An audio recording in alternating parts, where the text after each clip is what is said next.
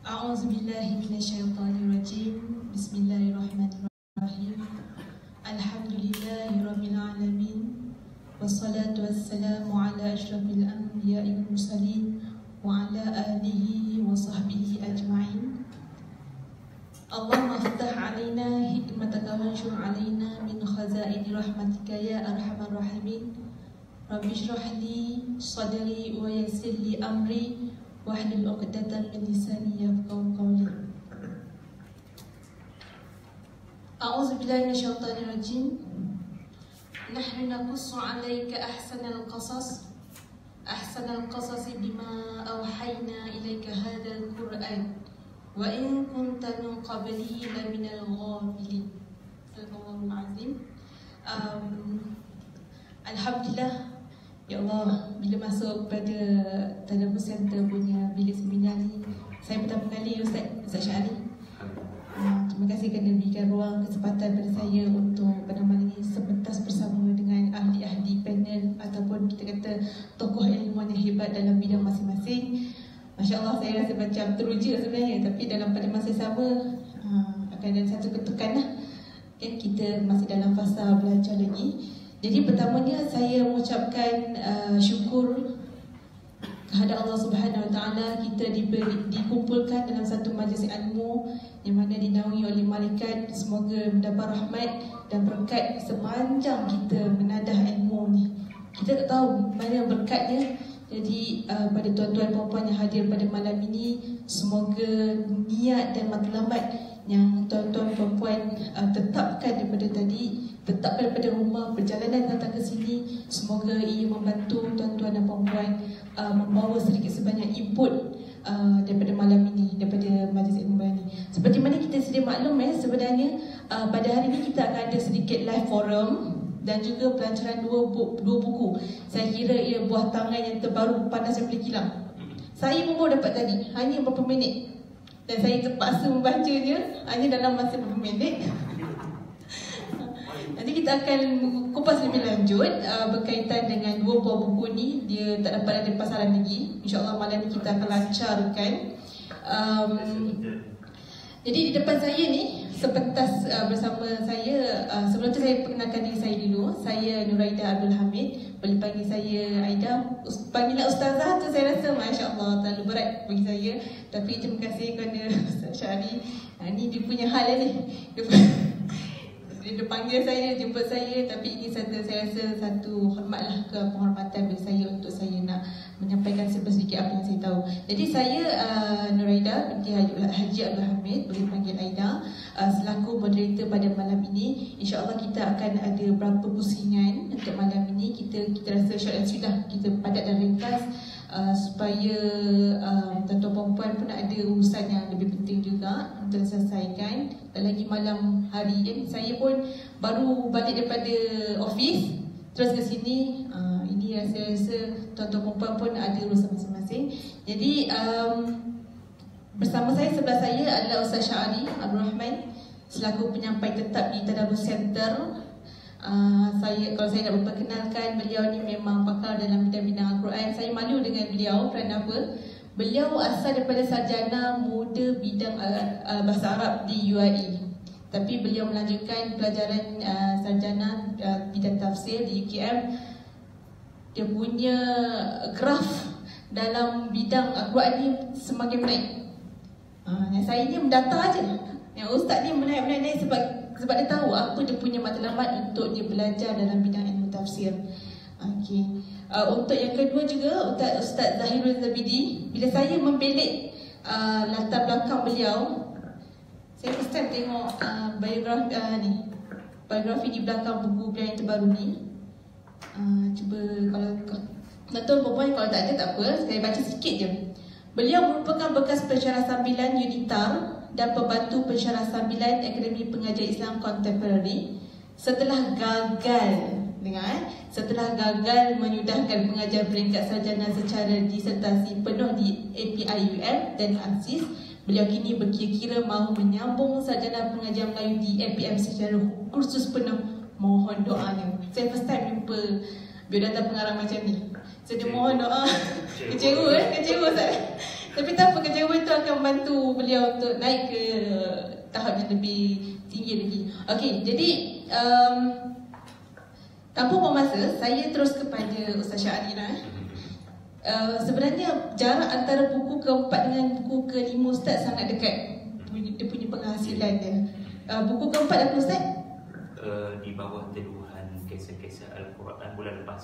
Di bawah teduhan kisah-kisah Al-Quran. Dan kini yang terbaru adalah Ibrah, kisah-kisah hebat dakwah Nabi Musa AS. Kalau tuan-tuan perempuan yang berada di sini, kita dah bersenter, boleh lihat. Dan yang berada di FB juga boleh tengok mungkin boleh ambil dulu, tengok, kita belik dulu, kita pegang dulu. Selalunya orang bawa buku baru kita akan pegang, kita akan tengok bahagian halaman dapat macam mana kan. Okey. Jana edarkan dulu.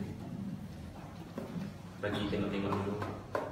Saya bila diberi task untuk Ustaz kata, Aida boleh tengok dulu manuskrip tentang Ibrah, kisah-kisah hebat dakwah Nabi Musa. Saya terus fikir, kenapa Nabi Musa? Kenapa tak Nabi lain? Bila saya tengok pada rentetan Ustaz punya kronologi, Ustaz meninggalkan IKIM berapa tahun Ustaz? 2016. Tapi sejarah Ustaz Syahari berkongsi tentang kisah Nabi Musa di IKIM ni terlalu lama. Di slot segmen Ibrah IKIM. Jadi mungkin kita tahu apakah ilham yang mengusik hati Ustaz Syahari untuk menerbitkan buku Ibrah, kisah-kisah hebat dakwah Nabi Musa AS ini. Jadi kita tanpa memasa, kita mempersilakan Ustaz Syahari untuk bercerita sedikit. Apakah titik tolak Ustaz untuk menerbitkan buku Ibrah, kisah-kisah hebat dakwah Nabi Musa AS, dan kenapa Nabi Musa?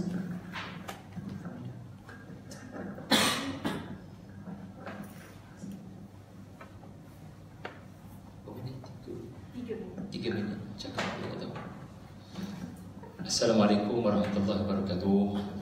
Al-Fadhil Ustaz Zahiruddin, sahabat saya dan juga sebenarnya guru saya, Cik Nur Aida, yang juga pernah berbakti bersama dengan saya dahulu di dalam Ibrah Paradigm. Seterusnya tuan-tuan, puan-puan yang dipilih Allah untuk hadir, terima kasih banyak-banyak yang sudah hadir dan juga menonton secara live. Kerana masa 3 minit, jadi Cik Aida tanya apakah ilham yang saya terima, atau adakah ada mimpi yang berlaku kepada saya, atau ada tragedi berlaku menyebabkan buku ini ditulis. Jadi jawapannya tiada sebarang tragedi ataupun tiada sebarang mimpi, bahkan tiada sebarang wahyu turun kepada saya untuk menulis buku ini. Sebenarnya Aida dan semua sekali, buku ini adalah inisiatif daripada Galeri Ilmu. Saya sendiri tidak terbabit dalam proses penulisan kerana pihak Galeri Ilmu mengambil inisiatif setelah mereka berbincang dengan pihak IKIM untuk mendokumentasikan penyampaian saya. Saya sebenarnya sangat gembira kerana saya ada masalah bila menulis. Apabila saya tulis, saya terlalu memastikan apa yang saya akan tulis itu punya sumber yang kuat dan sehingga menjadi terlalu akademik. Jadi lihat saja Kompas 114 dan lihat saja yang agak lembut tu, termasuklah di bawah teduhan. Ada beberapa yang kelihatannya agak tinggi tulisan-tulisan tersebut. Ramai yang kata pada saya, jadual apakah di belakang buku Ustaz ini? Iaitulah buku di bawah teduhan. Kerana mereka kata mereka memerlukan hasyiah, mereka memerlukan syarah matan. Jadi itulah masalah saya bila saya menulis. Tetapi alhamdulillah, mungkin kerana doa saya didengar oleh Allah Subhanahu Wa Taala, iaitulah apa yang saya sampaikan akhirnya ada pihak lain yang menulis. Kalaupun tidak 100%, tetapi mereka mengubah suai mana yang berkenaan supaya menyamai apa yang asal telah saya sampaikan. Tuan-tuan, puan-puan, dunia pembacaan dan dunia penyampaian berbeza.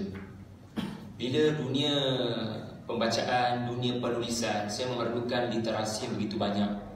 Sebelum saya ke udara daripada 2013 hingga 2016 saya dah, bila kita nak pergi ke konti, walaupun nampak macam hanya 45 minit, kita sebagai orang yang nak menyampaikan ilmu kepada masyarakat Malaysia, kita tak boleh jadi orang yang sembrono, tak buat persiapan, tak membaca. Dan saya tidak suka hanya membaca satu tafsir sahaja. Jadi saya alhamdulillah setiap kali nak ke udara on air, saya akan membaca paling kurang 3 kitab tafsir untuk saya faham dengan betul apakah makna ayat-ayat qasas ini. Tetapi apabila mahu ke udara, dia adalah dunia yang berbeza, Aida. Bila kita nak ke udara, kita tak boleh terlalu banyak menyebut perbezaan pendapat ulama tentang kalimat ini. Apakah sumber kepada kenyataan-kenyataan ini? Jadi saya terpaksa simplify the idea. Aku nak kecilkan dia sebenarnya kepada masyarakat. Jadi itulah yang menyebabkan berada di konti ia memerlukan santai. Sebab pukul 5 suku petang ni, orang tak boleh diberitahu tentang beza imra'ah dan zauj. Jadi itu berat dan beban dan boleh menyebabkan aksiden. Jadi pukul 5 suku petang adalah mereka memerlukan info-info yang praktikal. Bagaimana Quran berkesan kepada ustaz yang menyampaikan melalui cerita ini. Jadi alhamdulillah, bila saya menyampaikan, dia adalah dunia berbeza daripada penulisan dan pembacaan. Ini bukan buku saya, tetapi buku ini menulis mula apa yang telah saya santaikan. Jadi syukur pada Allah kerana apa yang anda akan temui dalam buku ini berbeza sama sekali daripada Di Bawah Teduhan. Jauh lebih berbeza daripada Kompas, kerana ia adalah perkataan-perkataan yang telah disantaikan, dipermudahkan, insya-Allah. Tak ada footnote pun, kerana ia berniat untuk para pembaca santai membacanya daripada awal hingga ke hujung. Dan saya yakin anda boleh tamat bacaan buku ni malam ni, sebab ia terlalu mudah untuk difahami dan untuk dibaca berbanding dengan jadual surah Al-Qasas dengan surah Yusuf di belakang Di Bawah Teduhan. Mungkin memang masa beberapa tahun untuk difahami. Jadi itu saja daripada saya. Minta maaf moderator lebih masa yang sepatutnya. Terima kasih kepada Ustaz Syahani. Kita insya-Allah akan bercerita lebih lanjut tentang buku ini. Jadi sebelum tu saya serahkan pada Ustaz Zahidin Zabidi, yang mana beliau dengan hasil usahanya. Okey, kalau siapa yang belum dapat tengok Hamka, Surah Yusuf dan Sastra. Saya tiga elemen yang digabungkan dalam satu buku. Dan kalau lihat di sini, saya lebih senang bila mendengar Hamka dan Sastra. Tapi bila dia diselitkan dengan Surah Yusuf, ia akan memberi satu kelainan dalam pemikiran buku ini. Dan kalau lihat, buku ini pun dihasilkan oleh SIRD atau lebih dikenali sebagai Gerak Budaya Sdn Bhd, Enterprise Sdn Bhd. Jadi mungkin saya bukan orang yang sepatutnya untuk menceritakan tentang buku ini. Cuma soalan yang sama juga Ustaz, ilham dari mana sebenarnya Ustaz datang untuk hasilkan buku dengan 3 elemen tapi dalam satu buku, Hamka, Surah Yusuf dan Sastra. Dipersilakan Ustaz.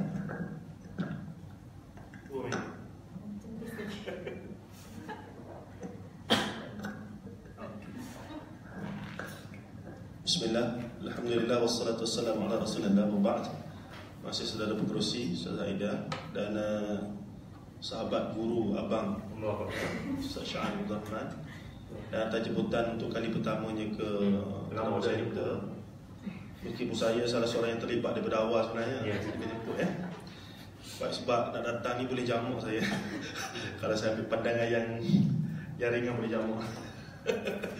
Baik, berkenaan dengan idea di sebalik buku ni, sebenarnya buku ni terus teranglah adalah disertasi master saya yang tidak diterima oleh 2 universiti.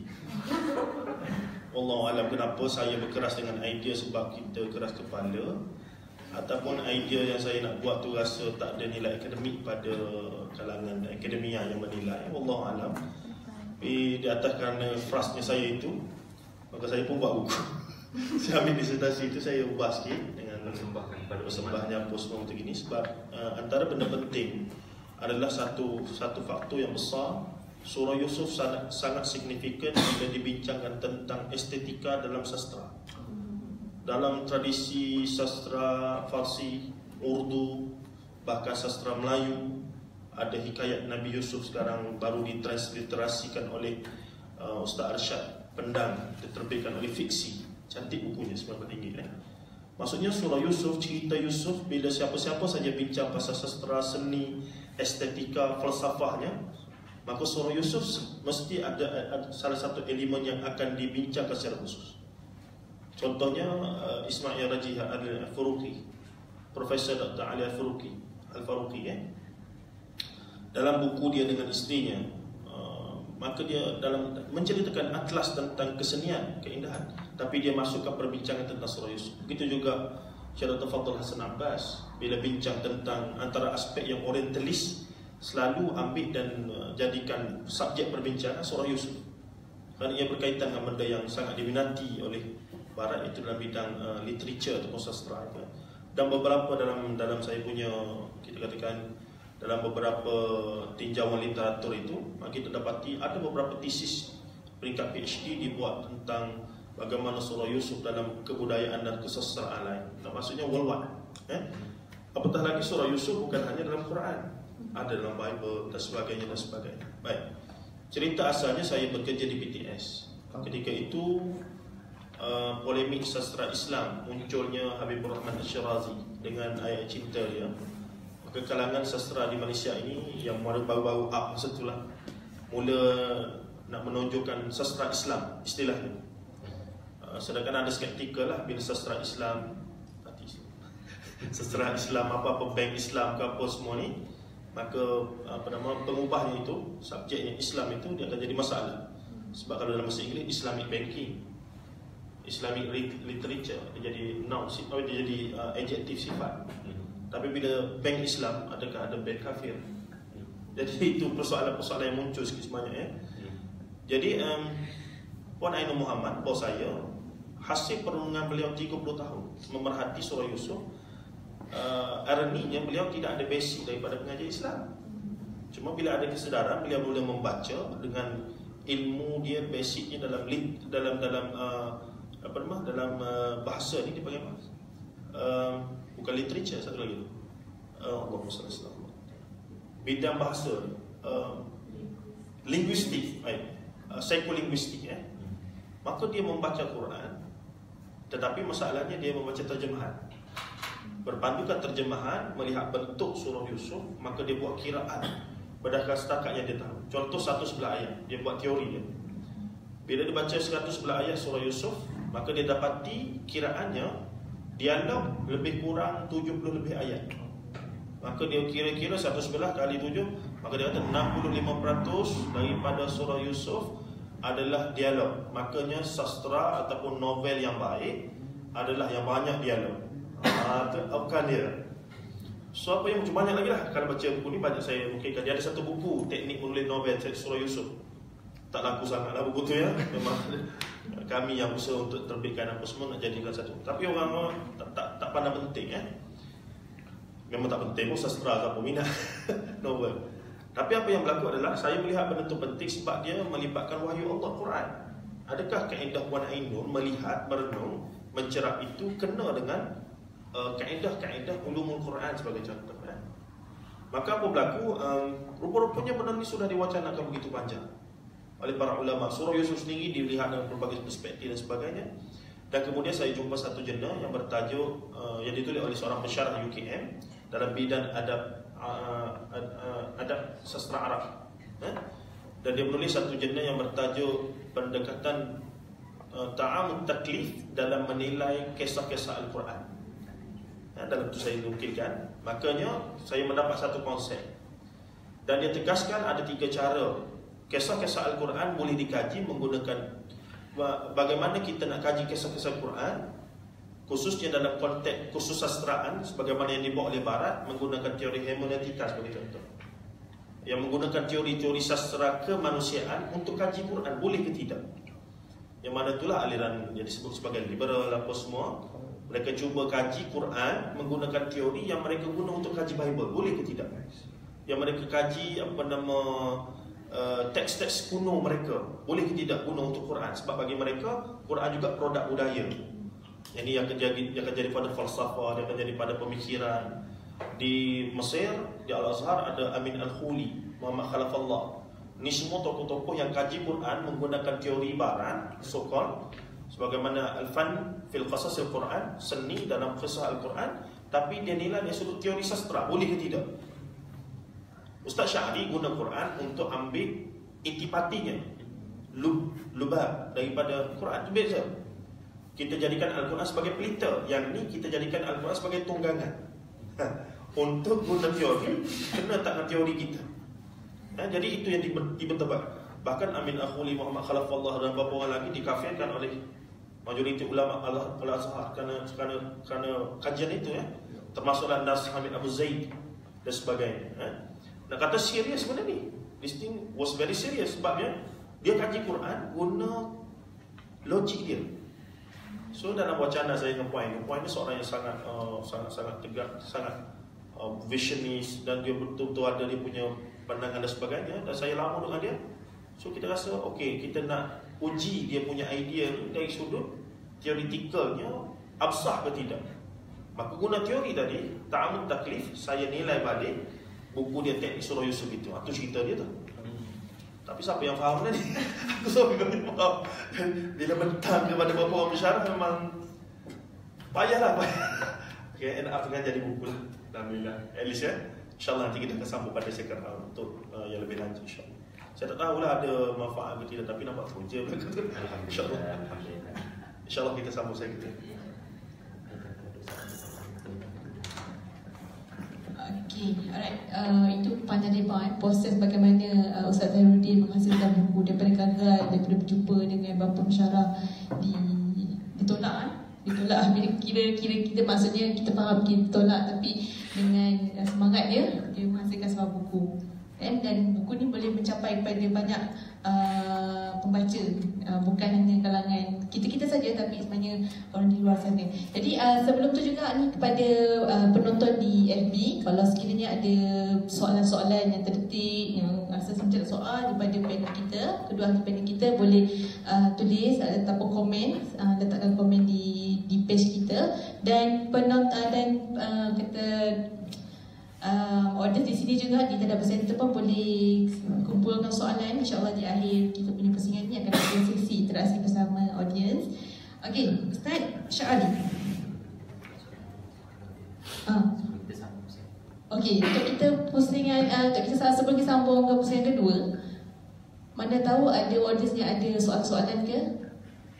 Kalau ada soalan, kita nak kita punya forum ni berinteraksi lah antara ahli panel dan juga audience. Kalau ada, kalau tak ada kita teruskan. Tak ada Okey, kita teruskan. Ustaz, saya tadi saya baru pegang saja. Saya hanya baru dapat manuskrip semalam, dan hari ni saya baru dapat rasa dia punya fizikal, dia bentuk fizikalnya. Kalau perasan di dalamnya ada dalam lebih kurang 134 surat. Tapi bila saya cek balik, rupanya ada satu di bahagian belakang sekali, dan ada ibrah dalam foto. Mungkin ini salah satu keunikan dalam buku yang dihasilkan oleh IKIM bersama Gelada Ilmu ni. Okey, dan juga saya sempat balik juga setiap topik ataupun ibrah di dalam buku ni ada 11 ibrah, dan setiap ibrah tu ada dia punya beberapa subtopik yang berkaitan dengan Nabi Musa, perjalanan dakwah Nabi Musa. Kalau boleh lihat di setiap topik tu akan ada sudut pengajaran dan juga soal jawab. Ini yang menariknya saya tengok pada buku Ibrah Nabi Musa ni, sebab kadang-kadang kita hanya membaca sejarah ni. Ini saya boleh katakan sejarah tentang Nabi Musa dalam keadaan dalam penyampaian santai, tapi bila kita nak menyoal, kita tak mampu nak soal. Jadi bila buku dah dah terang-terang menulis tentang soalan dan jawapan, mungkin situ akan membantu sedikit sebanyak kita sebagai pembaca untuk kadang-kadang soalan tu rasa macam kita nak soal ni, tiba-tiba ada soalan yang terjawab. Jadi ia membantu kita sedikit sebagai seorang pembaca. Jadi Ustaz, mungkin Ustaz boleh terangkanlah tentang buku Ibrah Kisah-Kisah Hebat Dakwah Nabi Musa AS ni, bagaimana kita sebagai pembaca nak cara bacanya, kaedah dia macam mana. Sebab Ustaz kata tadi bukunya amat santai dan hanya satu malam boleh habis, dan saya hanya mampu sampai Ibrah ke-6. Saya sempat baca dah hanya dalam sehari. So kira boleh lah tu kan, dalam sehari kan. Tapi sebab kita nak betul-betul nak menghayati, mentadabur apa setiap baik dia punya kronologi dakwah Nabi Musa AS. Mungkin Ustaz boleh terangkan bagaimana metodologi kita.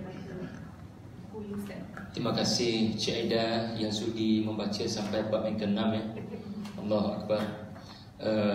Pertama sekali, bila saya membelik Hamka, Surah Yusuf dan Sastera, baru ku rasa langit itu tinggi atau rendah.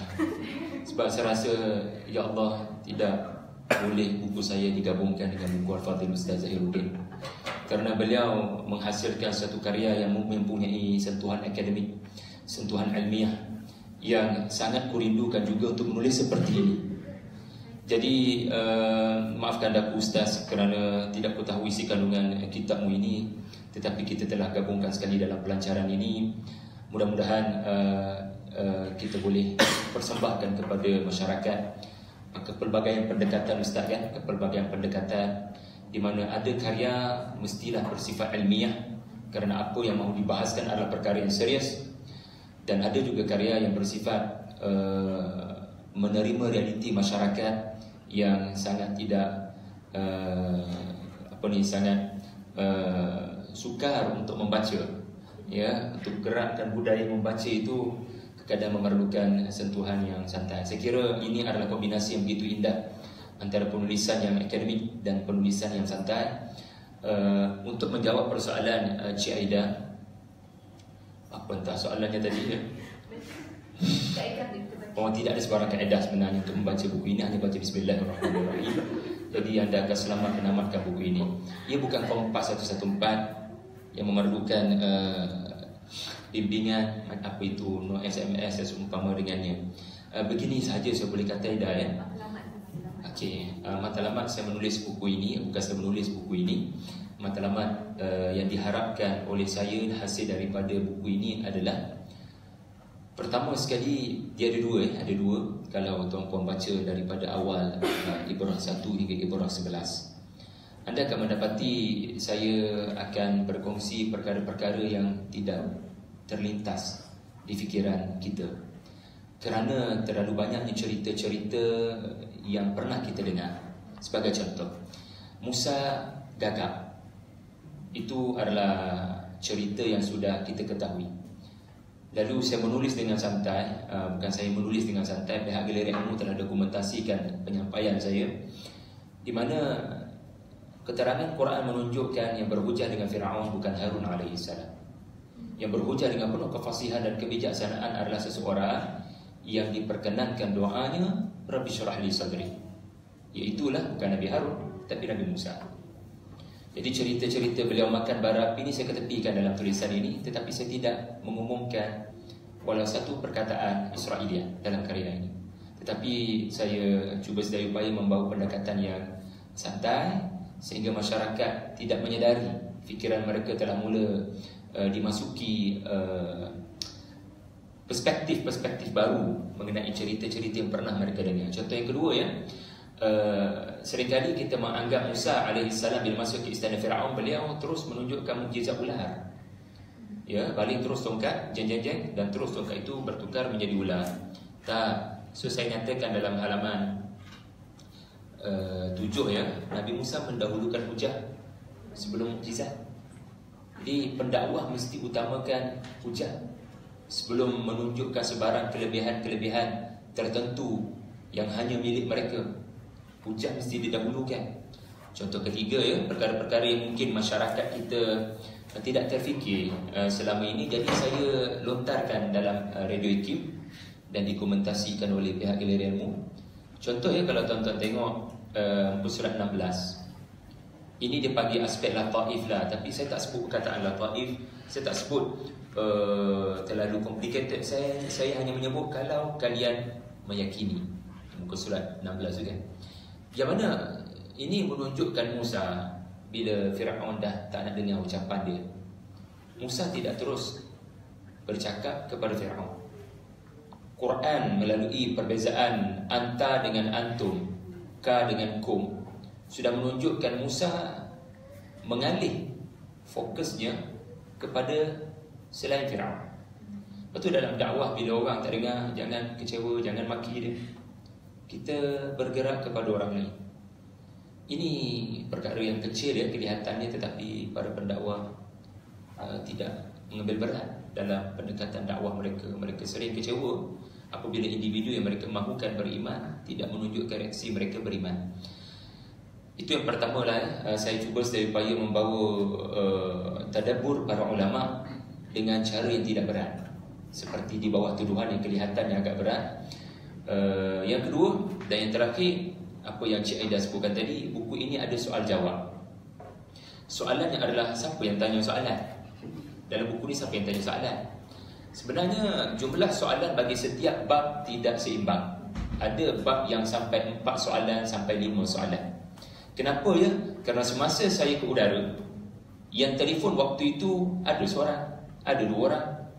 Ada yang entah macam mana kerana topik tu hangat sangat, yang telefon sampai 5 orang. Jadi galeri ilmu benar-benar menulis sekali soalan-soalan daripada pemanggil. Jadi kemungkinan betul apa yang Cik Aida sebutkan tadi. Bila anda baca bab-bab tertentu seperti Qarun, sepanjang anda baca tu anda mungkin ada soalan, dan entah kebetulan soalan anda itu sudah ada di ruang soal jawab, di mana pemanggil semasa saya menyampaikan cerita Qarun ini sudah bertanya soalan tersebut, tetapi tak ada soal jawab dalam bab Qarun rupanya. Jadi itu yang menarik tentang buku tersebutlah. Masya-Allah. Cik Yusof, silakan soalan. Ustaz Sari, boleh tanya soalan sebab Ustaz Sari sebut pasal soal jawab tadi. Ya. Di muka surat 83 ni, dia tanya, Cik Yusof dah baca sampai muka surat 83. saya baru dapat buku 10 minit tadi. Allahu Akbar. Soalan muka surat 83 ni dia tanya, benarkah Firaun itu adalah gelaran buat semua raja-raja Mesir? Dan jawapan situ mengatakan ada banyak Firaun, beratus-ratus Firaun. Jadi soalan saya nak tanya Ustaz malam ni, dalam banyak-banyak Firaun, beratus-ratus Ustaz cakap tu, dan Allah mengutuskan Nabi Musa pada satu masa dalam banyak-banyak ratusan tu untuk jumpa dengan Firaun yang satu ni. Ya saya. Yang akhirnya Firaun yang satu ni dimatikan dalam laut tu dan menjadi yang kata apa? Sampai sekarang dia tersimpan dan Maurice Bucaille pun masuk Islam lepas kaji semua tu. Agaknya Ustaz, dalam ratusan tu dan Allah memilih timing tu, ada ibrah yang macam mana Ustaz? Boleh kita katakan soalan Cik Yusof adalah apa istimewanya Firaun yang seorang ni? Kenapa Allah utus dia time sehingga itu? Padahal ada beratusan kan? Beliau. Adakah dia penamat kepada Firaun, kerajaan Firaun tu, atau macam mana? Muka surat 56. Alhamdulillah, kebetulan je Cik Yusof.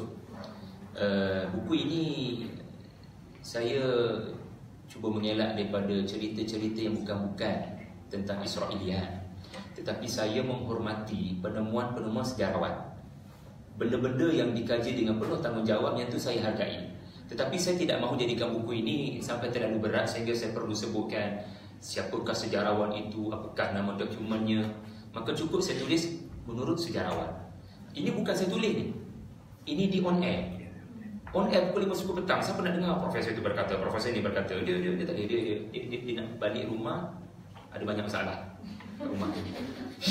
Jadi kerana saya sebut menurut sejarawan, maka galeri ilmu jujur dengan apa yang saya sampaikan. Mereka pun menulis menurut sejarawan. Jadi saya kata kat situ dikatakan. Anda kata dalam buku ini banyak dikatakan, qila. Ini menunjukkan ia adalah satu maklumat yang saya kira menarik, penting, tetapi jangan terlalu menganggap apa yang diberitahu dalam fakta itu adalah kebenaran. Kebenaran adalah ayat Quran dalam buku ni.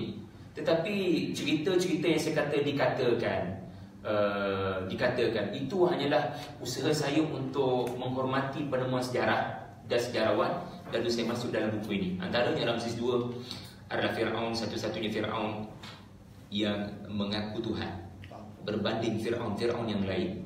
Dan beliau mengaku Tuhan apabila beliau telah memerintah terlalu lama, tidak pernah kalah dalam medan tempur, dan kekayaan yang luar biasa menyebabkan beliau akhirnya mengaku Tuhan. Maka once dia mengaku Tuhan, Allah mengutuskan Musa kepada beliau. Terima kasih banyak Cik Yusuf. Saya tak nak ambil masa Ustaz Zahruddin pula. Kita cuba sedaya upaya untuk sehingga kedua ni semua dapat, semoga dia dapat berbicara, kemudian kita rancangkan soalan jawapan insya-Allah. Okey, pada Ustaz ada soalan ke sebelum kita beralih pada Ustaz Zahruddin? Tak ada Cik Diana, ada komen ke dalam kita punya page? Tak ada Ustaz ni. Oh, okey, tak apa, nanti di akhir nanti kita akan maklumkan. Okey, Ustaz Zahruddin. Saya ni baru habis degree. Saya baca buku di balik. Seolah-olah kita mengimbau kenangan kita untuk buat kajian ilmiah berkaitan dengan ini. Dan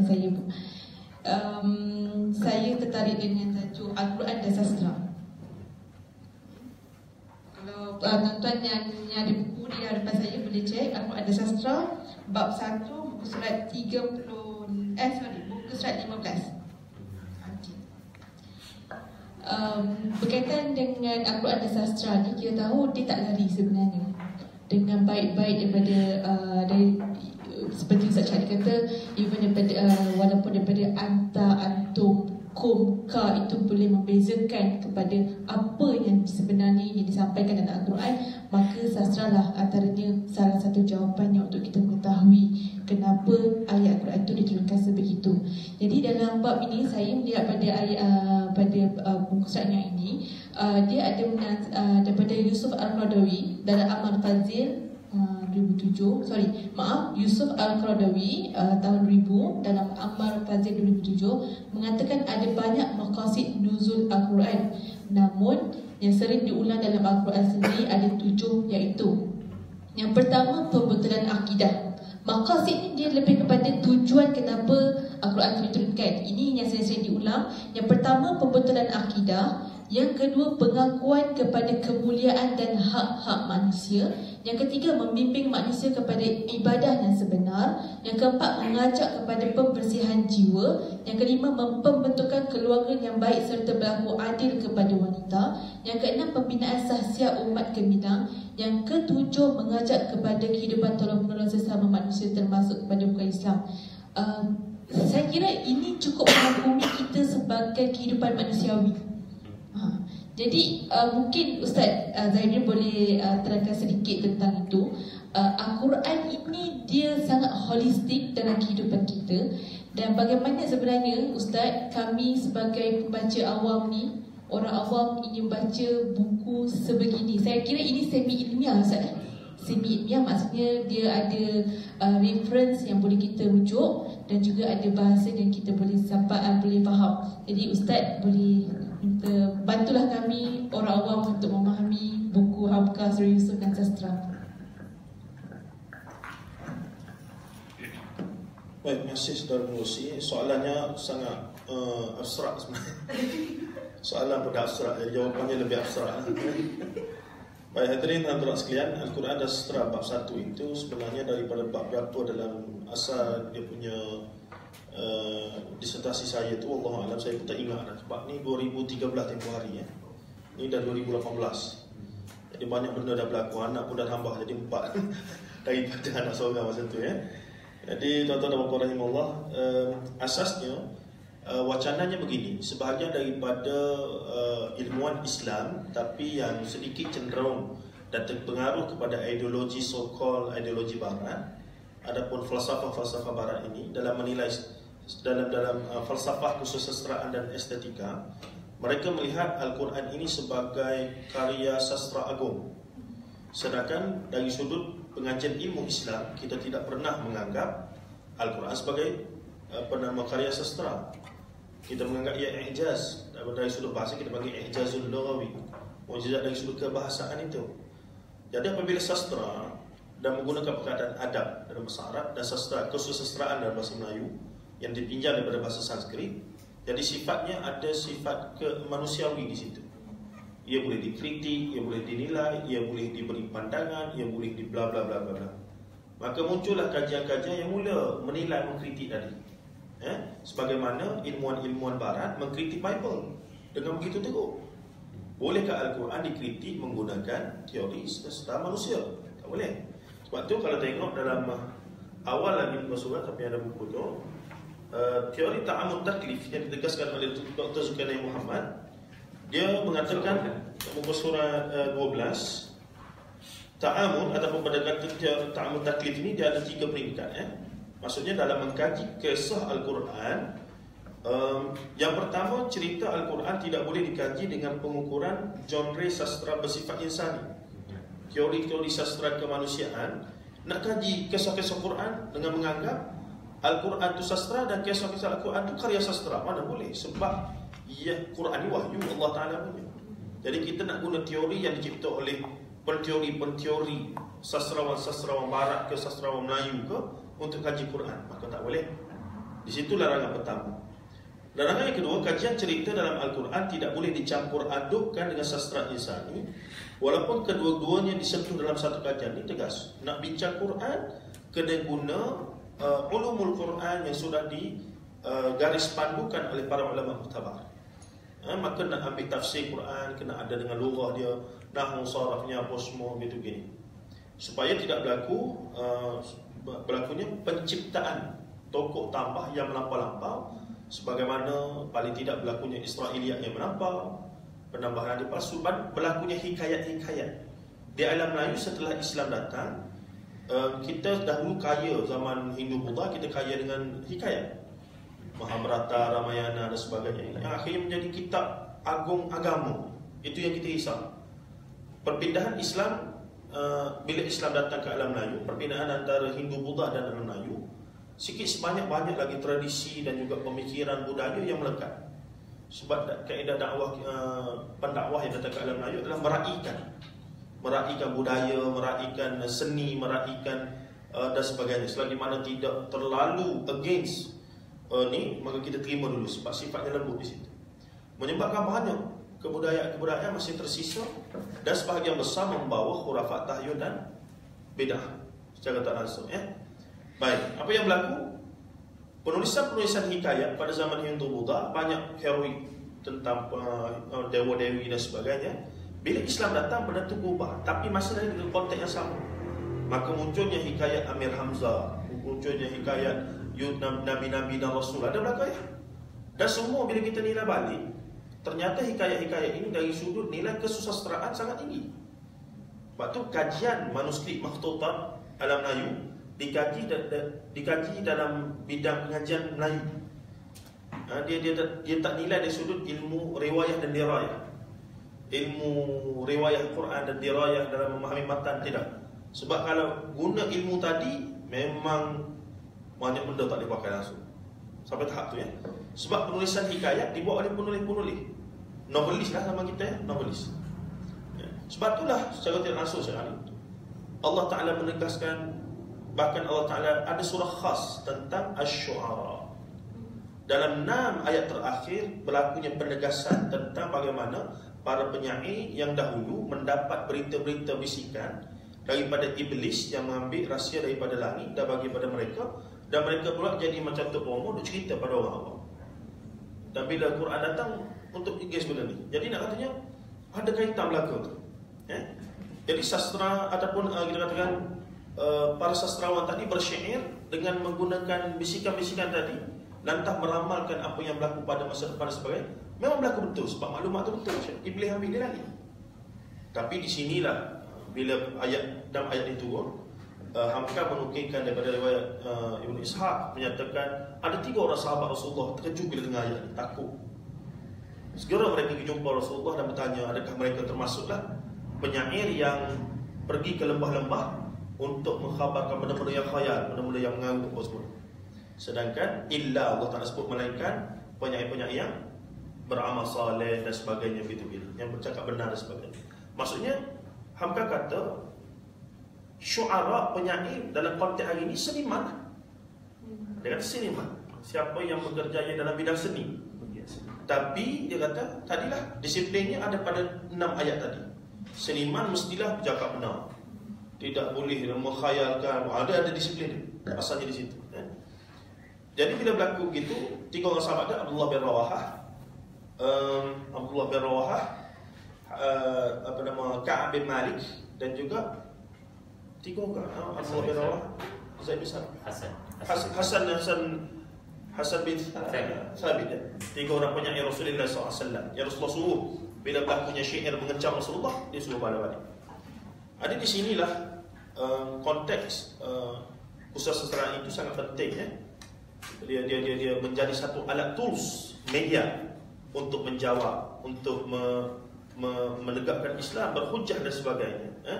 Dan golongan musuh Islam guna ruang ini untuk menyerang Al-Quran tanpa sedar, sehingga berlaku kritikan-kritikan kepada naskah suci, wahyu suci ini, dengan menganggap ia bukan Quran tapi sekadar produk budaya sahaja. Ini satu benda yang memang pergulutan dia bagi Ghazwatul Fiqh yang agak ni. Mereka cari ruang nak ubah langsung tak boleh, ruang nak tafsir, ulama tafsir bangkit. Jadi itu ruang sastra ni ada. Ruang ini dengan pergi, itu cara mereka. Jadi sedikit sebanyak hadirin sekalian, kita membuktikan bahawa sekalipun para orientalis yang berniat tak baik, dan sebahagian besar berniat baik, cuba buat macam-macam, tetaplah Al-Quran terpelihara. Bangunnya Syekh Tafadhal Hasan Abbas mengarang kitab yang khas untuk menjawab dakwaan orientalis, salah faham mereka. Ini berlaku. Dan itulah yang menariknya. Sedikit sebanyak banyak yang saya mungkin ke dalam ni. Saya masukkan semua, hampir semua perbincangan bagaimana puitika Aristotle dia panggil. Puitika Aristotle apa dia? Orang yang mula-mula bercakap tentang estetika puitis ini adalah Aristotle, yang mana karyanya diterjemahkan oleh Ibn Sina. Ibn Sina menterjemah dalam bahasa Arab dan kemudian pergi ke bahasa Latin dan terjemah bahasa Inggeris dan menjadi masyhur di sana dan dijadikan gagasan dalam kesusastraan. Munculnya kemudian Shakespeare dan semua ada kaitan ya. Sebab itu dalam satu kebudayaan peradaban, pemikiran falsafah dan sebagainya, kesusastraan adalah satu bidang yang adalah satu, kita katakan, kilauan ataupun hasil daripada satu gagasan yang besar. Kata Edward Said, seorang orientalis kelahiran Palestin tapi Kristian, menulis buku Orientalism. Dia kata, nak faham satu masyarakat, kaji karya sastra mereka. Sebab karya sastra adalah pancaran. Biasanya para sastrawan akan berkarya dengan menceritakan realiti masyarakat itu. Maka nak faham masyarakat itu punya cabaran, kesusahan, budaya mereka, pemikirannya, maka tengok karya-karya yang dihasilkan oleh sastrawan mereka. Itu yang agak menarik di situlah, insya-Allah. Baik. Sebelum tu apa konsep ta'amul taklif? Baik, contoh betul tu. Muka surat 10. Okey, itu yang saya maksudkan teori ta'amul taklif ataupun pendekatan ta'amul taklif ini adalah satu pendekatan gabungan yang Dr. Zulkarnain Muhammad daripada UKM pensyarah dalam bidang sastra Islam lah, sastra Arab dan Islam. Maksudnya dia menggagaskan kaedah ini untuk menjadikan asas bagi siapa yang nak kaji secara khusus sastra-sastra yang berkaitan dengan kisah-kisah Al-Quran. Sebab itulah saya ambil ni untuk kaji apa yang puan membuat pada surah Yusuf, yang dia gelar sebagai teknik surah Yusuf, untuk nak dapat outcome sama ada apa yang puan membuat itu menepati tak 3 kaedah yang dia garis pandu tadi. Tapi tak sempat habis sempatnya kecundak di tengah jalan itu, tak apalah, tak ada orang faham. Biar saya seorang faham. Tapi sebenarnya apa yang puan buat tak jauh tersasar. Cuma lagi sebab dia tidak merujuk secara sistematik dan secara disiplin pada ulama-ulama mutabar. Dia sekadar rumus tinggi, tapi rumusan dia tu banyak paralel dengan dapatan daripada. Sebab dia tak jauh, contoh ya. Dia kata novel yang baik itu adalah berbentuk kronologi. Sebab apa? Sebab surah Yusuf daripada ayat 1 ayat 111 kronologikal. Kan kesimpulan itu ulama lain dah buat dah jumpa dah.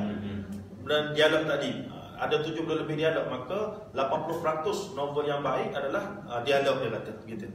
Maka lagi dia kata apa? Okey, watak utama mesti lelaki. Sebab surah Yusuf, Nabi Yusuf watak utamanya. Dan dia kata apa dia? Nama-nama tak perlu detail. Nama-nama sebab dalam surah Yusuf, nama yang ada ni nama Yusuf, nama ayah dia Yaqub, itu saja. Adik-beradik dia pun tak diceritakan namanya. Imra'atun al-Aziz pun tidak diceritakan. Gambaran besarnya bilik Yusuf. Bila yang dikatakan Zulaikha itu, bila scene godaan itu berlaku, ya. Nak tahu macam mana? Istana itu besar sangat dan mewah sangat. Bila Zulaikha menutup pintu-pintu. Jadi kalimah pintu-pintu, dia baca terjemahan, dia kata pintu-pintu itu menggambarkan bilik itu besar, besar payah dah tu. Sebab nak goda Yusuf ni. Nah, ada berbagai lagi lah. Dan benda tu sebenarnya bila kita baca Syekh Dr. Ahmad Naufal dan beberapa lagi kajian tentang surah Yusuf oleh Amrul Khalid pun ada juga dan sebagainya. Tak jauh beza lah. Cuma lagi sebab dia pointer. Sebab dia pointer, bidang latar belakangnya linguistik. Maka kita cuba nak tengok apakah yang dia buat ni tersasar ataupun tidak. Kalau tersasar banyak mana, menepati ke tidak dan sebagainya. Tapi outcome-nya tak jauh. Memang apa yang dia buat tu tidaklah kata jadi satu tafsiran baru ke, jadi amalan baru ke, tidak. Melainkan okey, cuma benda tu tak jadi masyhur lah. Adakah tuan membaca buku ini kena baca bersekali dengan baca buku sepatutnya lah. Ya. Sebab itu dia punya panduan tu. Cumanya saya secara peribadi saya mengkritik Puan Ainun ni dari sudut penamaan, penjenamaan. Sebab penjenamaan itu bahaya. Contoh teknik surah Yusuf. Surah Yusuf tidak pernah diturunkan untuk jadi teknik. Sepatutnya teknik Ainun Muhammad. Teknik dia yang invent teknik tu. Tapi bila buat surah Yusuf ni dia catchy lah untuk commercialization dan sebagainya, untuk doktrin pada masyarakat. Dia nampak besar guna surah Yusuf itu. Dia tak ada, tapi saya kritik lah sebab nama ini menyebabkan banyak implikasi. Contoh bila orang yang menganut idea dia, dan saya antara yang terawal lah, dan ramai lagi anak didik dia, kita tulis novel karya sastra berdasarkan apa yang dia garis pandukan. Tiba-tiba orang baca tak sedap. Adakah kita nak kata surah Yusuf, maksudnya teknik surah Yusuf ni maksudnya balik pada surah Yusuf tu sendiri. Surah Yusuf tu asal nafas laqad kana fi qasasi dan sebagainya itu. Tak boleh begitu. So pada saya, pada nama lah kritikannya adalah pada penjenamaan. Itu kena hati-hati insya-Allah. Baik, Allahu a'lam.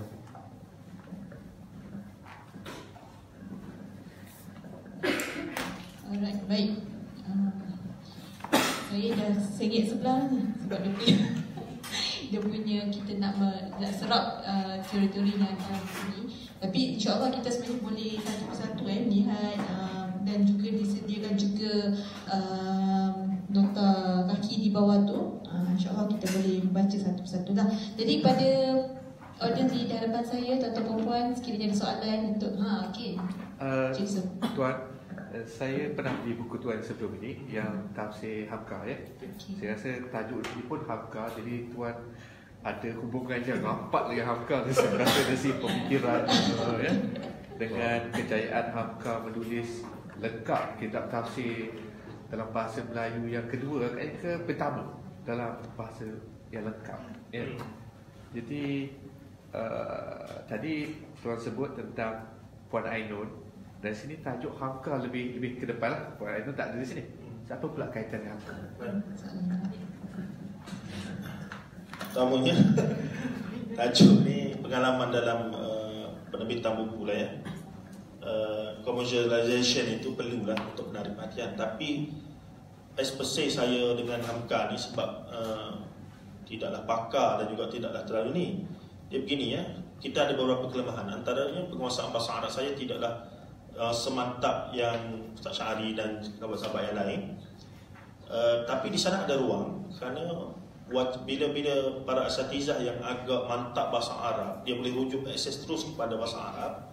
Kadang-kadang dia terlepas pandang untuk melihat realiti betapa ada banyak tafsir-tafsir yang sudah disediakan oleh ulama Nusantara dalam bahasa Melayu yang boleh kita terus jadikan wasilah ataupun alternatif kepada masyarakat kita ya. Contohnya bagaimana yang Ustaz Syahri selalu rujuk, iaitu Profesor Dr. Muhammad Quraisy Shihab. Dan di Malaysia sendiri ada beberapa tafsir sebenarnya. Tafsir Pimpinan Ar-Rahman termasuk tafsir oleh Syekh Abdullah Basmih yang disemak oleh Syekh Mufti daripada Kelantan Hizbullah, Mufti Haji Hizbullah. Itu termasuk tafsir, tapi bahasanya klasik lah dia tu. Dan yang moden ni ada satu tafsir dia panggil tafsir Mubin. Tafsir Mubin ini terjemahan oleh dua orang asatizah terbitan DBB, dan dia sebenarnya adaptasi juga daripada Sifatul Tafasir oleh Syekh As-Sabuni, Muhammad Ali As-Sabuni, yang dia ringkaskan daripada tafsir Ibn Kathir juga. Dan tafsir itu ada pun tapi tak masyhur, orang tak kenal. DBB tak cakap nak buat, nak jual macam mana. Tapi kalau kita mula English kita, bagusnya kita dapat easy access lah kepada at least pemahaman yang setakat itu. Tapi tak bagusnya kita tak akan berdaya saing untuk pergi kepada bahasa Arab, menguasai bahasa asal Quran. Itu yang berlaku pada saya, dilema lah. Kita banyak baca yang ni, kita terlepas nak fokus untuk meningkatkan penguasaan sepatutnya. So kita kena tahu kita punya pengalaman. Kalaulah kita nak belajar Quran sampai tahap jadi pakar, of course tak mungkin jadi ilmuwan apabila tidak menguasai bahasa Arab dalam konteks ilmu dalam konteks ilmu Islam. Mustahil digelar sebagai seorang ilmuwan. Sebab tu saya sentiasa letak saya ni penceramah, bukan ilmuwan, penceramah. Penceramah ni ya okey sikitlah. Ya selamat siang. Tapi bila ilmuwan, rujukan apa semua ada masalah sebab penguasaan bahasa Arab yang tidak mencapai tahap yang memuaskan pun kita tahu. Satu. Yang kedua, Hamka adalah tokoh yang bagi saya sangat perlu didedahkan pada generasi baru dalam proses mencari identiti beragama. Dalam mereka syok nak ikut geng-geng ni, syok nak ikut geng B, syok nak ikut geng C, tanpa menafik jadi masalah ta'assub dan sebagainya. Kemudian Hamka datang untuk bagi penyelesaian. Bacalah falsafah hidup, bacalah falsafah buku-buku dia, lembaga hidup, lembaga budi, semua berkaitan dengan satu wacana yang tinggi. Tapi dalam bahasa kita, bagaimana Hamka digest falsafah barat, kemudian ditemukan dengan falsafah Islam, kemudian dia bercerita tentang tasawuf, dia bercerita tentang pentingnya berpegang pada Quran Sunnah, tapi engage dengan politik, budaya, sosial. Maka kita katakan Hamka seorang ulama yang mausu'i, seorang ulama ensiklopedik. Dan buktinya adalah berjaya yang melengkapkan tafsir 30 juzuk Al-Quran, yang mana tak lebih dalam 10-15 orang ulama alam Melayu yang berjaya lengkapkan. So bagi saya sangat pentinglah untuk dan dalam buku ini memang beberapa nukilan yang asas menjadi wacana. Contoh, apa pandangan Hamka tentang sastra ataupun kesenian. Dia bercerita dengan penuh detail dan halus. Kita boleh baca, saya tak ingat usul apa-apa. Dia cerita bagaimana proses dia boleh cenderung untuk menulis dengan keadaan latar belakang budaya orang Minang. Bagaimana orang Minang ni yang di Minangkabau hidup dalam celik mata terus melihat alam yang terkambang. Dia ada satu nanti tuan-tuan boleh ikut jejak terbiah pergi ke Danau Maninjau Satu danau yang begitu luas, 80 km dia punya lilitan itu. Dia asalnya satu letupan gunung berapi hebat. Pendek ceritanya, keindahan alam itu menyebabkan orang Minang jadi sangat halus dan sensitif. Yang mana kita hari ini sangat kabur dengan benda itu sebab kita tengok benda-benda kabur belakang. Orang dulu sangat jernih kerana pandangan alam mereka itu melihat alam yang terkembang. Maka ada kata-kata adat Minang yang menyebutkan alam terkambang jadikan guru itu. Asal usulnya bagaimana orang Minang masuk Islam itu menarik juga Itu bukan tempatnya untuk kita bincang. Tapi Hamka adalah satu latar yang sangat akrab dengan saya dan saya angkat dalam banyak wacana. Pertama kerana keterbatasan saya. Ustaz Syahri dia mesti rujuk 10 tafsir untuk satu ayat diwacanakan. Saya dalam ceramah-ceramah saya, Isra' wal Mi'raj berdasarkan tafsir Al-Azhar Profesor Dr. Hamka. Boleh faham? Jadi khusus di situ saya selamat Ada tak banyak kerja. Jadi saya bahas ini Hamka kata, ini Hamka kata. Adalah ambil itu kita tahu batasan kita. Jadi mungkin menjawab soalan Cik Yusof, bukan kerana saya nak tunjuk pandai apa semua, keterbatasan. Dan saya fikir keterbatasan itu satu kelebihan untuk memperkenalkan pula secara detailnya tokoh yang namanya Profesor Dr. Hamka ataupun Haji Abdul Malik Karim Amnullah. Wallahu a'lam. Ada soalan lagi? Okey, kita. Nak tanya Ustaz Zainuddin lah berkenaan Hamka. Sebab kalau kita tengok Hamka bukan sekadar seorang ulama Nusantara, tapi juga digelar sebagai sastrawan yang banyak menulis. Sebagai contoh, tenggelamnya kapal Wendowi Angkatan Baru di bawah naungan Kaabah. Cumanya soalan saya, kenapa Pak Hamka dia mengambil pendekatan untuk buat novel-novel sastra sebagai satu penulisan untuk menyampaikan idea kritikan dia kepada masyarakat pada zaman itu? Dan saya selit sikit, adakah tenggelam di kapal Vanderbilt itu ada kaitan dengan kisah hidup dia juga? Oh, tu dia. Jadi for Hamka. Baik, cara ringkasnya bagi Muhammad Ustaz Syahri gini. Kalau tengok timeline, Hamka mulai tenggelam di kapal Vanderbilt sama beberapa ketika sebelum tasawuf moden. Karya besar dia dalam bidang tasawuf, kritikan sebenarnya. Hamka ni panjang cerita, saya tulis kata kerja manusia. Dia ada latar dia bagaimana dia jadi penulis. Satu, dan dia memang terlibat dengan membaca Posmo terluar bila. Ringkas ceritanya, Hamka ni seorang yang merancang, dia faham masyarakat. Zaman tu zaman novel baru. Novel dalam arti kata novel, riwayah ni, novel ni maksudnya dalam bentuk cerita yang ada watak, perwatakan, Posmo sebagaimana Barat yang invent, yang asalnya dalam Islam tak, dalam tradisi Melayu Islam tak ada benda tu. Dia hikayat ni cerita panjang, tak nota pun tak ada ya, dan sebagainya. Tapi bila novel mari daripada Perancis Barat ni, dia tema cinta tak sampai. So lahirlah hikayat Faridah Hanum yang mula-mula diadaptasi oleh Syekh Said Al-Hadi. Muncul pula novel-novel lain, Salah Asuhan, apa semua, Mara Rusli, apa semua. Maka Hamka faham. Bagi saya Hamka ni seorang yang faham. Masyarakat sekarang tengah syok dengan benda tu. Aku ada aku ni nak sampaikan dakwah dari sudut menulis dan ceramah. Kalau aku tulis buku agama langsung, orang pertama orang tak kenal lagi aku. So Hamka telah tulis novel terlebih dahulu, Tenggelam Kapal Vanderbilt, dan kemudian dia telah dikritik memplagiat karya tersebut daripada novel-novel Perancis dan sebagainya. Dan saya rasa tak mustahil. Idea yang sama, adaptasi biasalah. Dan kemudian dia, tapi dia faham, dia mesti bina nama dulu untuk menarik perhatian muda-mudi kepada nama dia, Hamka, Haji Abdul Malik Karim Amnullah. Jadi bila tulis Tenggelam Kapal Vanderbilt dengan temanya begitu, dengan wacananya tentang Zainuddin dan Hayati yang kasih tak sampai, bercerita tentang orang Minang dan orang Jawa, maka ia menyebabkan buku tersebut terlalu fenomena. Dia pun jadi ada duit dalam masa royalty. Sebab tu kami buat buku ni antara lain for living juga sebenarnya. Terus teranglah cakap ya. Selain daripada memang itu kami minat menulis dan juga menyampaikan dakwah melalui penulisan, kami pula ada keperluan yang itu kami pandang. Baik. Kemudiannya bila meletup buku tu, tak berapa lama dia tulis tasawuf moden. Agak-agak berlaku pada tasawuf moden. Orang percaya juga. Yes. Sebab itulah Zainuddin Zabidi awal tulis novel dulu tapi tak jadi. Saya tak berbakat tulis novel. Bolehlah novel bukan main, tapi tak sedap baca-baca, tak sedap tulis novel. Tak jadi. Maka saya try lah buat puisi apa semua dalam sastra, dewan sastra, saya try lah. Hampir semua bidang penulisan saya cuba ya. Akhirnya orang kenal saya penulis, tapi orang tak, macam contoh Hilal Ashraf. Sebut Hilal Ashraf orang tahu, oh ni novel remaja, gini, dakwah gini, tarbiyah gini. So dia ada satu niche yang lengkap. Ustaz Syahri Ibrah, penulisan dia begini. Sebut saya Zainuddin Zabidi, saya tahu orang kenal penulis, tapi pernah baca tak buku dia? Paling tidak saya ingat orang betul-betul terkesan ya, anak-anak muda. Sebab kita target di situ, remaja muda ni. Buku saya yang terbit dengan Dubu, dengan Tukul Press. La Adri dengan Daulat Tuhanku.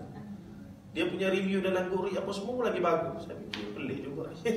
Jadi at least saya bereksperimen lah. Dan akhir daripada pengalaman-pengalaman tersebut, walaupun saya tak jadi penulis dalam satu genre yang berjaya, akhirnya saya boleh bagi nasihat kepada adik-adik yang baru minat menulis untuk placing diri mereka apa semua gitu begini. Alhamdulillah muncullah beberapa orang. Contoh mungkin saya boleh sebut nama walaupun dia Hafizul Faiz sebagai contoh. Kita bantu dia terbitkan buku apa semua dan akhirnya dia dapat line dia dan sebagainya. Ini penting untuk kalau betul-betul nak terjun dalam bidang ni. Jihad ni tak kerja, tak apa, gamble ya. Bagaimana nak survive dalam keadaan tiba-tiba GST pula ya ni. Mengaruh lagi Allah lah. Yang itu. Okey, ada lagi tak? Ada tambahan lagi? Okey, you tuan silakan. Assalamualaikum warahmatullahi wabarakatuh. Saya pada Ustaz Zahruddin. Saya sempat bilik buku ni. Saya jumpa banyak perbahasan tentang sastrawan dan juga konsep-konsep sastra. Ada Ijaz Rawi, ada Ijaz Bayani dan sebagainya. Tapi setakat yang saya bilik ni tak ada jumpa berkenaan dengan Hamka. Jadi apa peranan Hamka dalam buku ni dan apa kaitan dengan Surah Yusuf dalam sastra-sastra, teori-teori sastra yang apa Ustaz cuba bawa dalam buku ni? Nampaknya malam ni Ustaz Zahruddin punya slide.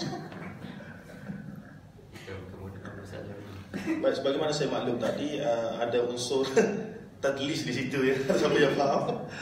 Hamka ni adalah dalam beberapa bahagian. Saya nukilkan dalam contohnya dalam tafsiran beliau terhadap surah Syu'ara 6 ayat terakhir. Itu memang asas kita ambil di situ. Dan dalam apabila dia menceritakan asas dalam seni, bagaimana Hamka melihat seni, ada satu bab yang besar di situ. Jadi bila fikir nak letak tajuk ni, Ustaz Muhammad nanti lama sikit dalam bidang penerbitan dia tahu lah. Untuk nak kita katakan bagi satu keterujaan lah untuk orang ya. Sebenarnya buku ni tentang surah Yusuf pada asasnya. Sangat segelintir, sangat kecil tentang Hamka dan arti kata. Tapi saya letak sebab untuk nak tarik perhatian. Itu jelas kan. Semoga dia tak jadi satu benda yang tak patut lah, insyaAllah. Tapi dengan adanya kita kata desakan dan juga ada motivasi, mungkin kita akan lanjutkan. Sebab idea banyak, cuma nak buat tu tak sempat. Ustaz Syahri pun sibuk, saya pun kalau boleh ada satu pejabat yang memang hari-hari mari duduk menulis, mari berwacana, semua golongannya satu kepala, senang ya. So, saya mengharapkan Tadabbur Center ni di Sarjana Utama Sungai Buloh dulu. Tiba-tiba dia main kapangi. Saya datang sini boleh jamak kalau saya ambil pandangan jaringan lah. Ustaz boleh buat filem lepas ni Ustaz? Filem betul. Filem selain pada buku, angkat ke bentuk yang lain ya. Bentuk visual. Ataupun memang TV. Banyak suami kucing soto semua. Okey, ada tambahan soalan lagi daripada pendengar ni? Kalau tengok daripada FB kita, hanya tanya tentang nak dapatkan buku di mana. Ada lagi penonton-penonton audience di Tadabbur Center? Kalau tadi kita akan terus pada pusing yang 3 dan kita beri terus pada kesimpulan Ustaz. Okey, alright. Saya sebenarnya tertanya juga pada Ustaz Syahri. Saya ada mengikuti live melalui Galeri Ilmu yang mana Ustaz ada berceritakan tentang Nabi Musa ini adalah kisah Nabi Musa ni mirip kepada kisah Nabi Musa ni seolah sebagai satu pujukan, salah satu hadiah daripada Allah untuk Nabi Muhammad SAW. Sebab dia punya rentetan cerita kisah Nabi Musa ini dalam bidang dakwah Nabi Musa lebih kurang sama dari sudut punya zaman dia, dari sudut dia punya sasaran dia, maknanya orang kafir Quraisy dan Nabi Muhammad berhadapan dengan kafir Quraisy, tapi Nabi Musa berhadapan dengan Firaun. Jadi apa Ustaz punya mungkin Ustaz boleh kupas sedikitlah tentang Nabi Musa dan juga Nabi Muhammad ni. Sebagai kesimpulan pusingan ketiga ni, meraihkan juga soalan daripada Cik Aida. Sebelum tu buku ni baru siri pertama 1.0. InsyaAllah akan menyusul lagi oleh pihak Galeri Ilmu. Mereka akan terus dokumentasikan segala penyampaian saya selama 3 tahun di IKIP. Moga Allah kuatkan mereka untuk dokumentkan sebab CD ni tak semua orang ada masa untuk dengar tapi kalau dia berbentuk tulisan, ramai orang boleh akses dan lebih mudah untuk buat penilaian. Saya tulis dalam buku ni mulai daripada cerita Musa berhadapan dengan Firaun dan berakhir dengan Musa dengan Karenah Samiri. Dan ia adalah kisah-kisah dalam dua fasa. Fasa Nabi Musa di Mesir dan fasa Nabi Musa menuju ke Palestin. Dan sedar tidak sedar, dua fasa kehidupan Musa alaihissalam ini mirip dua fasa kehidupan Nabi sallallahu alaihi wasallam. Nabi di Mekah menghadapi kafir Quraisy. Musa di Mesir menghadapi kafir Firaun dan ahlu Qibti. Tetapi apabila Nabi berhijrah, Rasulullah sallallahu alaihi wasallam berhijrah ke Yathrib yang kemudian dia menjadi Madinah, Nabi tidak lagi menerima ancaman utamanya adalah kafir. Ancaman utama Nabi kali ini adalah mereka yang sudah Muslim di luar tetapi dalam hati kafir, dan juga mereka yang bernama Ahlul Kitab, mereka yang Allah turunkan Taurat tetapi mereka kafir kepada isi kandungan Taurat. Kita boleh katakan mereka adalah musuh dalam selimut. Dan kebetulan juga selepas Musa meninggalkan Mesir, berhijrah membawa Bani Israel, walaupun baginda tidak berjaya sampai ke Palestin, tetapi di Padang Tih 40 tahun baginda menghadapi apa yang dihadapi oleh Nabi di Madinah, iaitulah Bani Israel yang tidak menyembah berhala tetapi penuh dengan masalah, pertikaikan nabi-nabi mereka. Kenapa Baqarah nak cari pembunuh, kenapa nak kena cari lembu, apa kaitan lembu dengan nak cari pembunuh, tidak pernah. Jadi ini yang menjadi sebab boleh jadi kisah Musa mendominasi kisah-kisah Nabi di dalam Al-Quran, kerana Allah akan turunkan sesuatu cerita di dalam Al-Quran kepada Rasulnya yang bersesuaian dengan keadaan Rasulnya. So kebanyakan cerita-cerita Musa menghadapi Firaun diturunkan di Mekah, dan kebanyakan cerita Musa dengan Bani Israel diturunkan di Madinah. Walaupun tidak semestinya, tetapi anda akan mendapati kebanyakan begitu. Jadi saya nak simpulkan, walaupun tiada disebut dalam buku Ibrah, tapi saya sebut di bawah tuduhan. Setiap cerita dalam Quran adalah munasabah dengan situasi Nabi. Inilah aspek munasabah yang jarang diambil perhatian oleh pembaca Al-Quran. Kita dah tahu ilmu munasabah, ayat ni ada kaitan dengan ayat-ayat sebelumnya. Tetapi ada satu lagi aspek munasabah, iaitulah tanasubil ayat, kesesuaian ayat itu dengan situasi Nabi. Allah akan beri cerita yang memang sesuai dengan Nabi pada waktu itu. Allah akan berikan sesuatu cerita yang memang memberi motivasi kepada Nabi. Walaupun mungkin cerita itu kelihatan berulang, kerana banyak cerita di dalam Quran kelihatan berulang, tetapi kalau diteliti dari aspek daya penceritaan Allah Azza wa Jalla, pasti kita akan temui sesuainya. Ketika ini Allah sebut mengenai, contoh ada satu tempat Allah sebut Musa nampak api, lalu dia kata, boleh tak benarkan saya wahai keluarga untuk pergi kepada sumber api itu bagi menyalakan obor.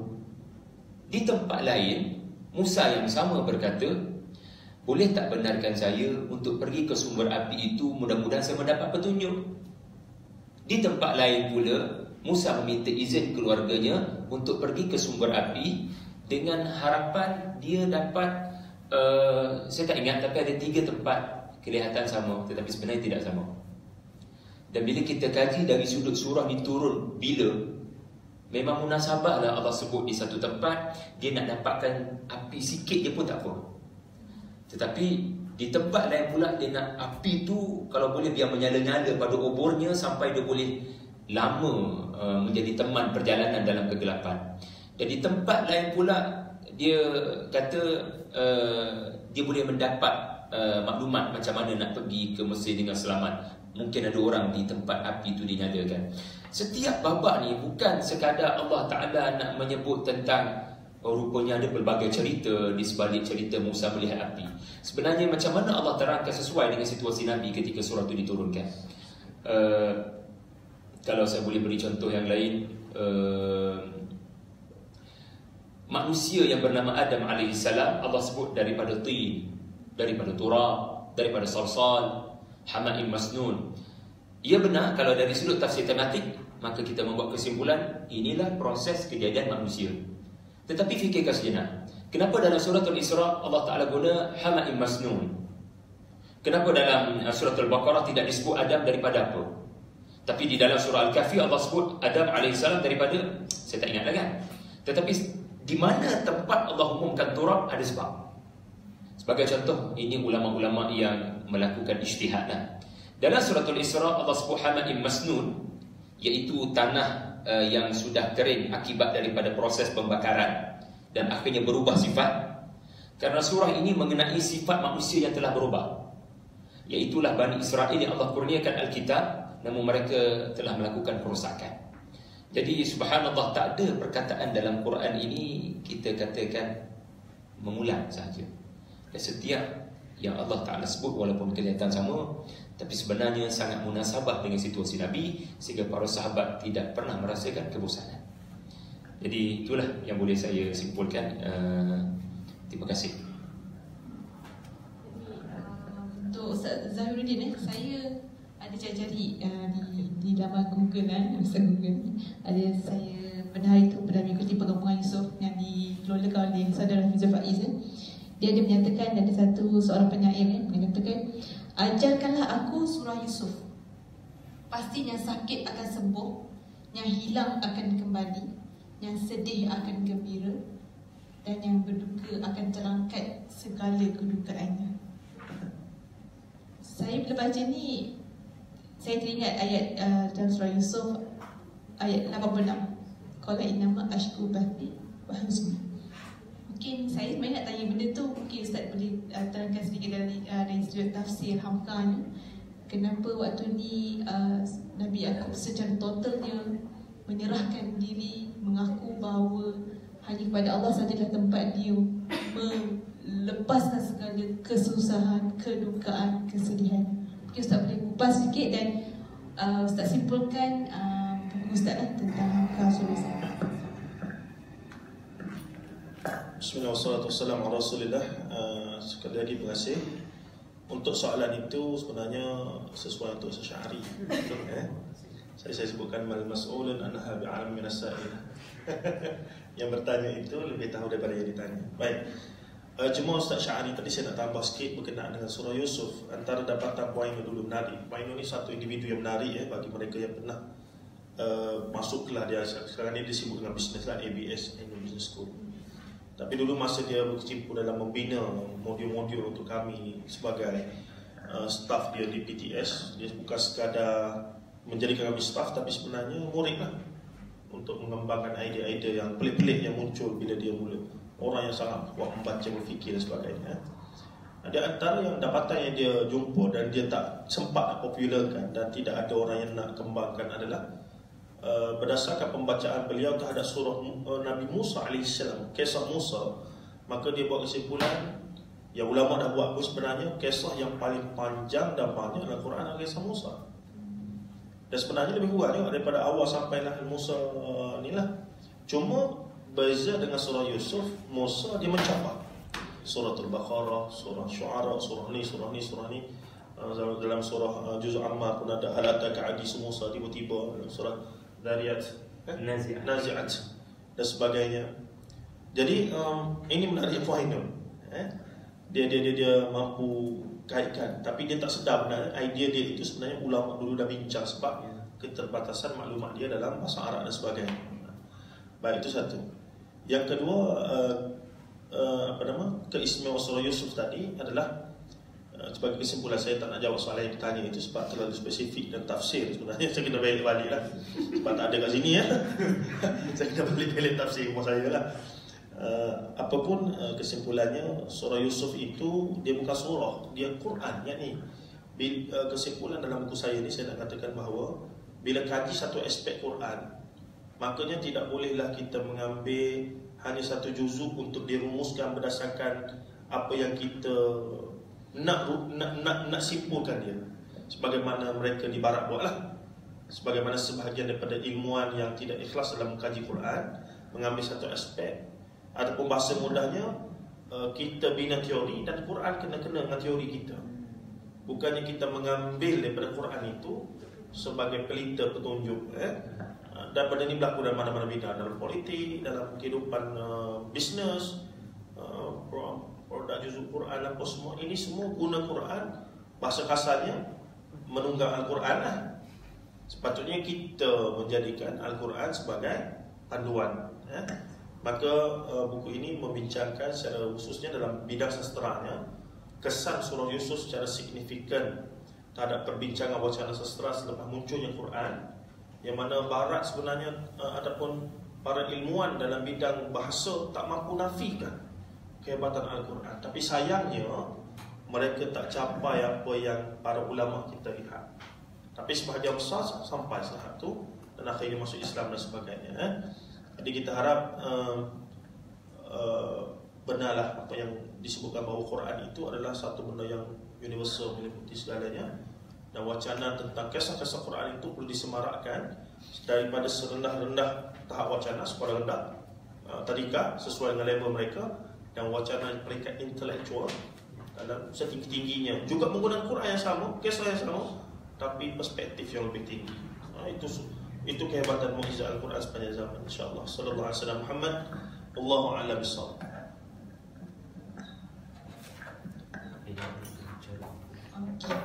Sebelum saya melaburkan tirai untuk forum kepada malam ini, jadi untuk mendapatkan buku, cara mendapatkan buku, yang pertama buku Ibrah Kisah-Kisah Hebat Dakwah Nabi Musa AS boleh dapatkan melalui Tadabbur Center dan juga melalui Galeri Ilmu. Dan juga jangan lupa kita akan ada pesta buku antarabangsa Kuala Lumpur di PBKL di Dewan PWGC nanti. Harganya berapa Ustaz? 20 sahaja boleh dapatkan di kedai-kedai buku juga. Tapi kalau nak dapatkan, Ustaz ada sesi wawancara tak di Galeri Ilmu nanti? Ada di boleh cari. Okey, boleh cari di booth Galeri Ilmu. Dan untuk dapatkan buku Ustaz Zahiruddin, Hamka Surah Yusuf dan Sastra, berapa ringgit Ustaz? RM23 sahaja. Betul Ustaz? Untuk hari ni je? Okay, tadi RM23 sahaja. Ada di PPKL tak Ustaz? InsyaAllah di booth Jejak Tarbiyah. Kalau siapa yang belum kenal Jejak Tarbiyah, boleh lawat page Jejak Tarbiyah, boleh follow page Jejak Tarbiyah. Dan jangan lupa follow juga Tadabbur Center. Jadi kesimpulan bagi saya selaku moderator pada malam ini, Masya Allah, Subhanallah, bila Allah punya aturan untuk hamba-hamba ni kita tak tahu, tak sangka. Jadi saya hadir pada malam ini pertama kali, dan pertama kali juga mengawal pentas bersama dengan dua ahli panel yang hebat dalam bidang masing-masing ini. Saya rasa satu penghormatan bagi saya untuk saya berterima kasih kepada Ustaz Syahri Abdul Rahman selaku mentor saya dalam bidang Quran lah. Beliau bersungguh-sungguh nak menjemput saya dalam kita berkongsi tentang ibrah Quran itu sendiri. Dan saya tak sempat, saya hanya merintis je, tak sempat bersama dengan beliau dalam Tadabbur Center. Tapi beliau membuka ruang pada saya untuk saya menceburkan semula dalam bidang ini. Mudah-mudahan saya minta doa lah daripada doa kalian untuk semoga saya teruskan dalam bidang, insya-Allah. Dan juga pada Ustaz Zahiruddin Zabidi, semoga buku beliau ini akan terus sampai kepada masyarakat. Dan kita sebenarnya bukan hanya orang kata, jangan hanya ambil sebahagian atas saja, maksudnya kulit saja. Kita cuba menghayati, mendalami apa yang disampaikan. Jadi sebelum saya akhir, Al-Quran berkaitan dengan Iqra, pembacaan. Jadi hadirkan akal kita dan juga hati kita untuk memahami, untuk mendalami, menghayati, mentadabbur Al-Quran dan maknanya. Wallahu a'lam. Daripada saya, Aida, selaku moderator pada ini, segala salah daripada saya, daripada diri saya sendiri. Moga tuan-tuan dan puan-puan mendapat sedikit input